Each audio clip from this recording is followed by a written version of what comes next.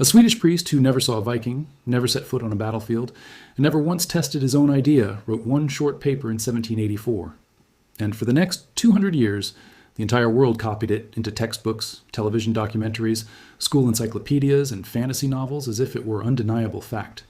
That one untested guess became the most repeated story about the most feared warriors in human history. It was wrong, not slightly wrong, not off by a detail, completely pharmacologically, chemically wrong. And the truth that replaced it is so much stranger than the lie that it changes not just what we know about the berserkers, but what we know about who the Vikings actually were, where the real power in their world actually sat, and whether these men and their descendants ever truly disappeared. Because the answer to that last question is not what anyone expected, and it comes from a grave, from seeds, and from the largest DNA study of Viking remains ever attempted. Everything you were taught about this is about to come apart. Start with what the berserkers actually were, because the myth has buried the reality so completely that most people have forgotten there are real historical sources here that are older and stranger than anything Hollywood invented. The earliest surviving written reference to berserker warriors appears in a poem called the Harald Skvati, composed by a poet named Torbjorn Hornsey in the late 9th century. This poem was written in honor of King Harald Fairhair, the man who first unified Norway, and it describes his most dangerous fighters in terms that have no equivalent anywhere else in the literature of that era. They are called wolf-skinned men. They are said to carry bloody shields and wade into battle as a closed, coordinated pack. They hack through enemy defenses, while ordinary men hesitate. This is not a legend recorded centuries after the fact.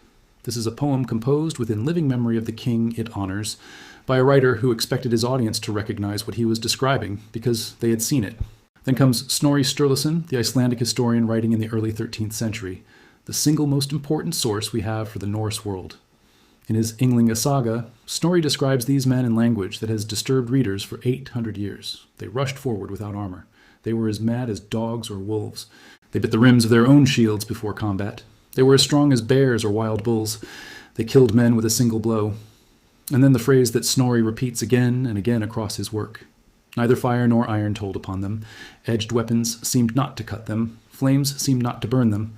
There was a specific Norse word for the state these men entered. Berserksganger, going berserk. Even that word is contested at the root. In Old Norse, the second half, surker, clearly means shirt or coat, but the first half has two competing readings. It may come from baron, meaning bear, identifying a warrior who fought exposed, stripped of armor, skin against iron, or it may come from bjorn, meaning bear, a man who charged into battle wearing animal pelts. The saga record actually supports both interpretations, describing some in animal skins and others stripped to the waist. Either way, the word was not casual. It named a specific category of fighter with a specific function in battle, and that function was terrifying. Here's the detail that turns all of this from legend into something much more serious. The same pattern shows up across completely separate texts, written by different authors in different generations in different countries.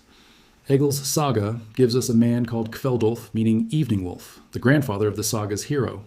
A man described as growing dangerous and uncontrollable as night fell, someone his own household knew not to approach.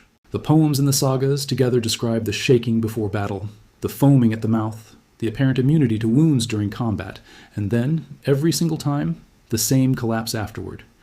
A profound days-long exhaustion that left the warrior drained and useless, sometimes barely able to stand. You do not get that kind of consistency from poets inventing things independently across generations. Foaming at the mouth, tremors before combat, a fixed, dissociated stare, pain that does not register during the fight, and then a physical crash so severe it lasts for days. That is not a literary flourish. That is not embellishment. That is a clinical profile. That is a precise description of something happening inside a human body, something being done to these men, something chemical. And the society's relationship with them was just as strange as the men themselves. On one hand, they were elite, the personal bodyguards of kings, the shock troops sent to shatter a shield wall before the main battle began. They were placed at the front because they were the most terrifying thing a Norse army could deploy. On the other hand, the very same texts that praised them also described them as dangerous to live near. Men who attacked their own neighbors during fits of uncontrolled rage. Men who, once a war ended and their military usefulness ran out, were sometimes hunted down and killed by ordinary farmers acting in self-defense. The community that used them as weapons feared what happened when those weapons turned around. This was not a man with a short temper. This was a system, and someone was controlling it. For 1,000 years, every scholar who studied this asked the same question. What triggered the transformation? What turned an ordinary Norwegian farmer into a man who could walk into a wall of axes and axes while feeling nothing? And in 1784, a Swedish theologian named Samuel Odman published what became the world's accepted answer. He pointed to a mushroom, the fly agaric, Amanita muscaria, the iconic red cap with white spots that appears in fairy tale illustrations across the entire world. Odman had observed reports from Siberia describing indigenous peoples consuming this mushroom in shamanic rituals to enter altered states of consciousness. He drew a line across the map from Siberia to Scandinavia, decided that the cultural distance was smaller than it looked, matched the trance reports against the saga descriptions, decided the fit was close enough, and published. He never tested it. He never fed it to a human subject. He never analyzed a single chemical residue from a single Viking-era archaeological site. He never examined a skeleton. He had an analogy from a population 2,000 miles away and a literary comparison. That was the entire foundation, and the world copied it for 200 years. It worked narratively. The image had teeth, a red and white mushroom, a cult of elite warriors, a chemical transformation into animal fury. It stuck. It spread into encyclopedias and academic surveys and school textbooks, and eventually into every fantasy novel and video game ever made, featuring Viking-adjacent warriors. Every illustration you have ever seen of a berserker holding a toadstool traces back to one untested guess by one 18th century Swedish priest who never left his library. The theory survived for one reason only. Nothing better replaced it. For most of the 19th and 20th centuries, the tools to actually test a pharmacological claim about a 1,000-year-old population simply did not exist. There was no forensic toxicology of ancient bones, no archaeobotany sophisticated enough to reliably identify plant material in graves, no way to analyze chemical residues inside Viking-era pottery or burial goods. Researchers had the saga texts and a handful of scattered grave goods, and they did the best they could with what they had. A guess from 1784 held the field not because anyone confirmed it, but because it arrived first, and nobody had the means to knock it down. Then modern toxicology arrived and asked the one question Odman never did. Forget the sagas. Forget the analogy. What does Amanita muscaria actually do to a human being who eats it? The answer is thoroughly documented across 2 centuries of medical case reports, accidental poisonings, and controlled experiments. The fly agaric's active compounds are muscimol and ibotenic acid. Both are powerful neurotoxins, acting on the central nervous system. The consistent, well-understood cluster of effects they produce includes sedation, nausea, vomiting, heavy sweating, ataxia, which is the loss of muscle coordination that makes it impossible to walk a straight line, confusion, slurred speech, and in a serious dose, unconsciousness. Read that list carefully. The fly agaric is a depressant. It is not a stimulant. A man who consumed enough of this mushroom to genuinely alter his mind would be far more likely to vomit on himself and pass out than to charge the front rank of an armored shield wall and kill men with single blows. The drug does not produce a rage warrior. It produces a sick, sedated, uncoordinated man who needs to lie down. And the Siberian comparison, the one load-bearing pillar holding Odman's theory up, breaks the moment you actually look at it carefully. When researchers examined the real ethnographic record of how those Siberian peoples used the mushroom, they found not a tradition of combat, but its precise opposite. The shamans consumed it lying down in stillness inside a tent or a yurt, while attendants watched over their motionless bodies for hours. It was used for visions and dream journeys and communication with spirits. Nobody picked up an axe afterward. The mushroom's entire cultural function in Siberia was the inverse of what the berserker theory needed it to be. The saga record describes warriors with surging physical capacity who fought through wounds that should have stopped them, who remained coordinated through an entire battle, who only collapsed once it was finished. The mushroom produces something close to the exact opposite of every single one of those things. The match was never there. It was assumed by a man who never checked and then repeated for 200 years by people who trusted that he had. By the early 2010s, researchers knew the mushroom was wrong. The question that replaced it was obvious and urgent. If not the fly agaric, then what? What plant growing in Viking Age Scandinavia could switch off a man's pain, ignite violent, explosive rage, foam his mouth, keep him coordinated through a battle, and then break his body for days afterward? In 2019, an ethnobotanist named Karsten Fatur, working at the University of Ljubljana in Slovenia, published a paper in the Journal of Ethnopharmacology with a title that sounds almost poetic, Sagas of the Solonexi. And in it, he named a different suspect entirely. Not a mushroom, a flowering plant from the nightshade family, a cousin of belladonna and datura, one that grows wild across all of northern Europe, including Scandinavia, where it has grown for thousands of years. Its English name is black henbane. Its scientific name is Hyachymus niger. It is a nasty, sticky, foul-smelling weed with pale yellow flowers veined in dark purple, and it is loaded with a class of compounds called tropane alkaloids, primarily hyoscyamine and scopolamine. These are not the sedating toxins of the mushroom. They act on the human body in a completely different way. And when Feder lined up the documented clinical effects of henbane poisoning against the 1,000-year-old saga, descriptions of berserker behavior, the match was not approximate. It was nearly point for point. Where the mushroom sedates, henbane agitates. It produces severe, violent restlessness. It produces vivid hallucinations, frequently paranoid and aggressive in character. It produces a dramatic dissociation from pain, one of the single most consistent findings in real henbane poisoning cases. A person genuinely not registering injury that is happening to their body. It produces tachycardia, a racing heart, along with the flushed, burning hot skin that comes with it. It suppresses the body's normal swallowing reflex, which produces, of all things, excessive foaming and frothing at the mouth.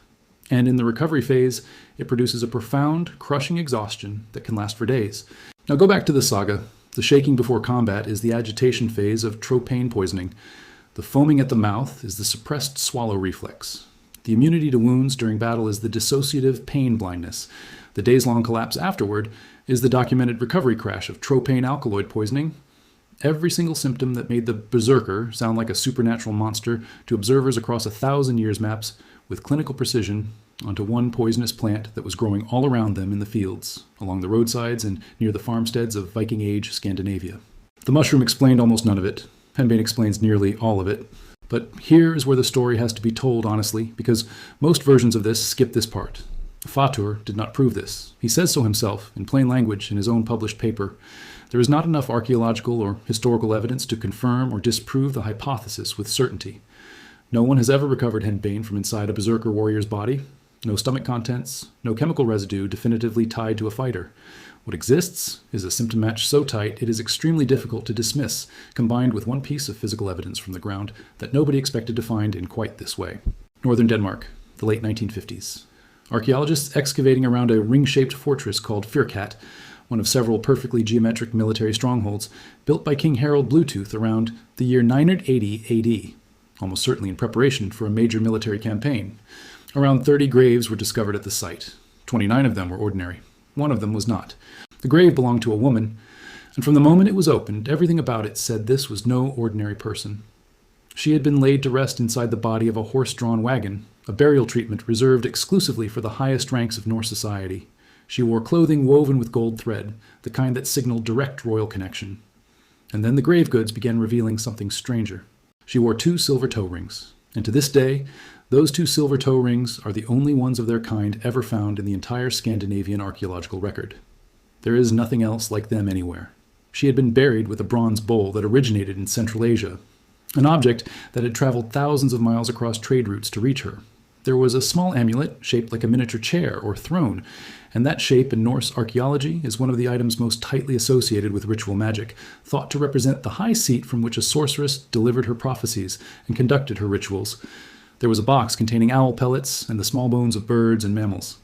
And there was a corroded iron staff with bronze fittings. In Old Norse, the word for the women who carried those staffs was volva, staff bearer, a ritual specialist, the kind of woman Norse kings summoned to read the future, the kind of figure the gods themselves were said to consult. The Firkat woman was almost certainly a volva on the royal staff of Harald Bluetooth himself.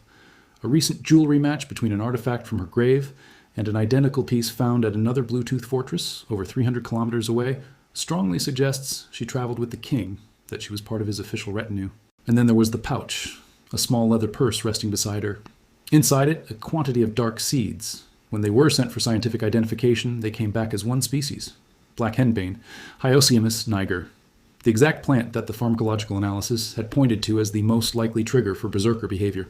Here was a high-status ritual specialist on the royal staff of a Danish king, buried with a controlled supply of one of the most psychoactive poisons in Northern Europe.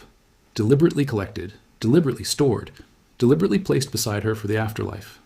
This was not a kitchen herb that wandered into a grave by accident.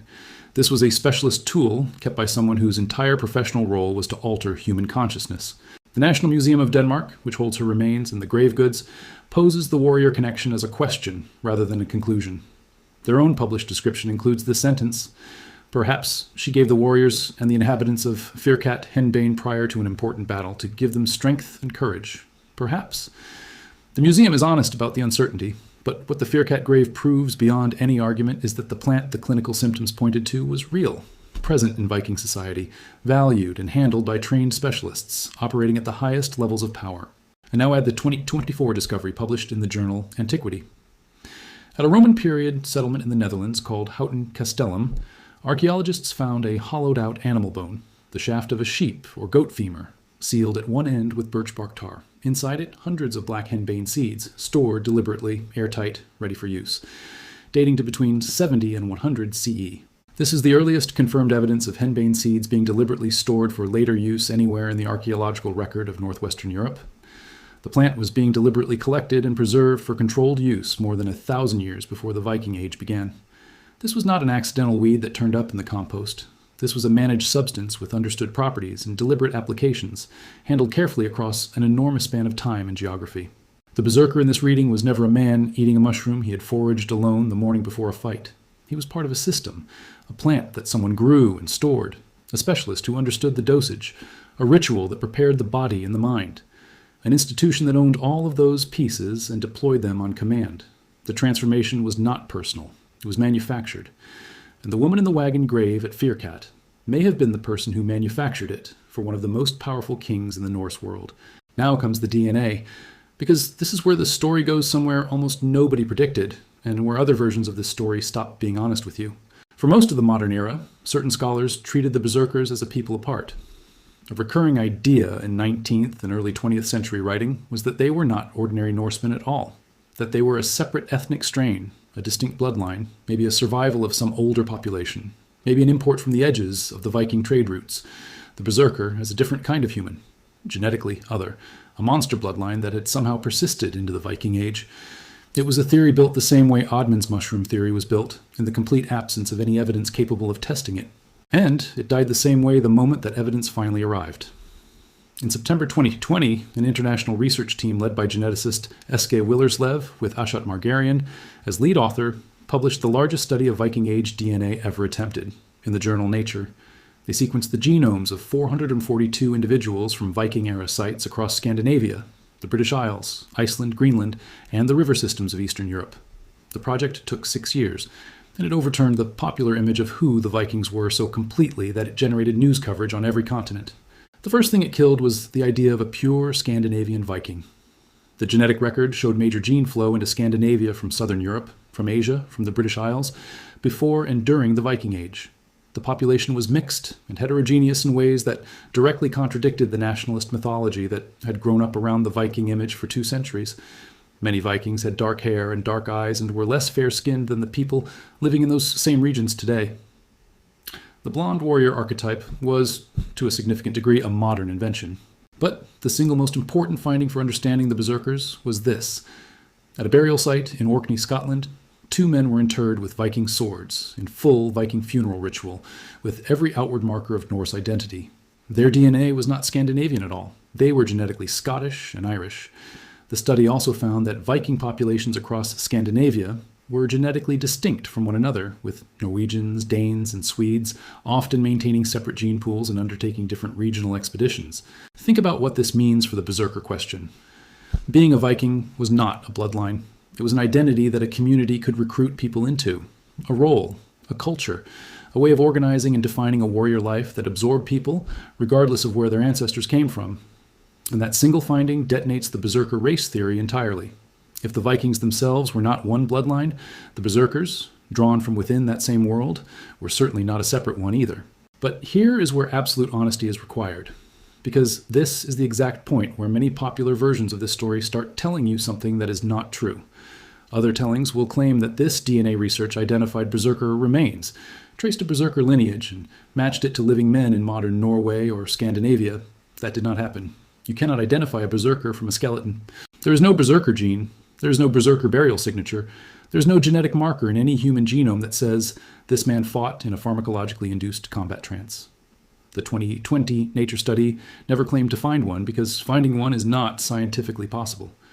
Anyone telling you that a berserker bloodline was traced to living people is selling you a fabrication dressed up as the language of science. That is not what the evidence says. What the DNA actually shows is quieter, and in a way much more unsettling. The berserker was not a creature. He was not a separate species or a foreign tribe or a vanished race carrying some genetic variant for supernatural fury. He was a local man, drawn from the same population that farmed the fjords and fished the coasts and raised children in ordinary Norse villages, indistinguishable, at the level of his ancestry, from the men buried in the graves directly beside him.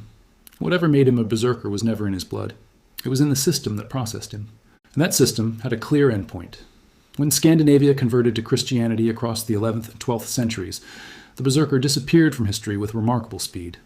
The new Christian law codes, including the Icelandic codes, explicitly outlawed the practice of going berserk. The institution was dismantled. The specialists who controlled the plant lost their social role. The pharmacological pipeline that turned ordinary men into weapons was switched off by the incoming religion. And this is where the cultural memory gets everything precisely backwards.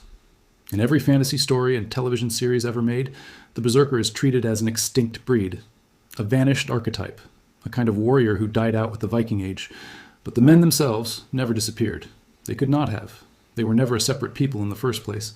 They were ordinary Norwegians and Danes and Swedes who had been run through a system.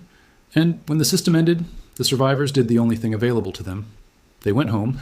They settled back into the same villages they had been recruited from. They farmed the same valleys. They married. They had children.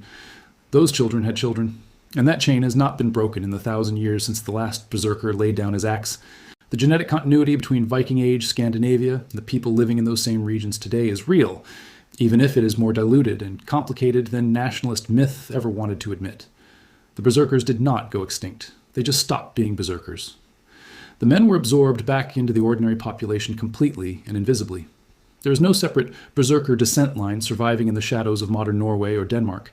There is only the ordinary population that absorbed them, the same population that had produced them, the same fields, the same coastlines, the same long chain of ordinary human beings. The bloodline of the foaming, fearless warrior is not a monster's bloodline. It is a farmer's bloodline. It might, for all anyone knows, be yours. And that is the truth. That is so much stranger than the legend. What vanished from the world was never a kind of man. It was a kind of machine, a plant that trained specialists knew how to grow and store, a woman in a wagon grave who understood the dosage, a ritual framework that prepared the body for what was coming. An institution built around all three elements together, deploying them on the command of kings. Take away any single piece, and the berserker cannot exist. Put the pieces back together, and you can take an ordinary, frightened human being and turn him into something that walks into fire and feels nothing. None of that is written in DNA. None of it was ever in the blood. All of it was a recipe. And a recipe does not die when the cooks do. It waits. The mushroom was a guess made by a man who never tested it, and the world treated it as fact for 200 years. The separate bloodline theory was a lie built from the absence of evidence, and the largest Viking DNA study ever conducted dismantled it without finding a single gene that deserved to be called a berserker marker. The real drug was almost certainly a poisonous weed that grew along every road in Scandinavia, collected by a woman buried in a gold-threaded dress inside a horse-drawn wagon at a royal Danish military fortress, carrying seeds no ordinary person would have had any reason to keep. The berserkers themselves, the men everyone assumes vanished 1,000 years ago, never actually disappeared. They put down the shield. They walked back to the farm. They became somebody's great-great-grandfather. They are walking around right now in ordinary clothes, living ordinary lives, carrying no special gene, no inherited fury, no mark of what their ancestors once were. The only thing that ever truly vanished was the machine that made them. And the most unsettling truth that the bones, the seeds, the chemistry, and the genomes all agree on is this: that machine was never supernatural. It was a system. Systems can be built, systems can be dismantled. And if someone ever found the recipe again and put every piece back into place, the same transformation would still work, because it was never in the blood, it was always in the plant.